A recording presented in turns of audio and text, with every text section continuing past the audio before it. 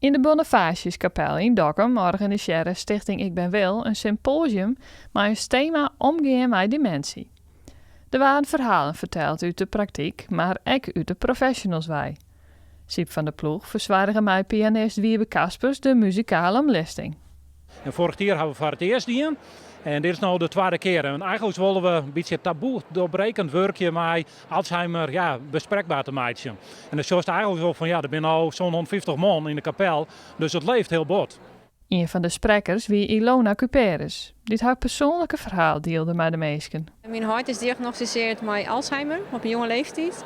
En ik vind dat het verhaal mooi verteld wordt dat ik de band van ik een podium mooi heb en dat er gewoon hulp voor nodig is. Want het is voor u ik heel erg een hele bijzondere situatie waar je eigenlijk net weet waar je het aan moet of hoe je dat aan moet. Op het moment dat ik de diagnose daar ben ik nog op wereldreis. Dus ik zit in India, dus ik ben het hier thuis. Ik ben daarna gewoon naar huis gegaan. Maar er wist net best het ziekje moest, omdat ze net verwacht op zijn jonge leeftijd. Mijn pa had het ik gewoon. Maar dan is het op zijn leeftijd, maar alle respect natuurlijk, maar het is oors. Omdat het voor je eigen hart is op zijn jonge leeftijd, hij weer krijgt maar pensioen. Dus dan denk je van, dan begint het leven en dan, het houdt net op, maar het is oors. Ja, dus het is best heftig en ik wist eigenlijk net zo goed wat het dan in de praktijk is. Want dan krijg je zo'n diagnose, maar en dan? Het is nog wel, voor sommige mensen is nog wel lastig om erover te praten. Maar de sprekers is het echt wel een hele kunst om hun persoonlijke verhaal te vertellen. En dat vind ik echt wel knap, dat ze dat durven in een volle kapel voor zoveel mensen. Dus wel chapeau voor hun.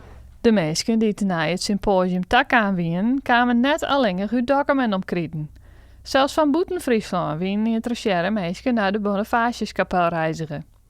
Het doel wie om dementie bespreekbaar te maken en Ilona wilde graag bij helpen met haar boodschap.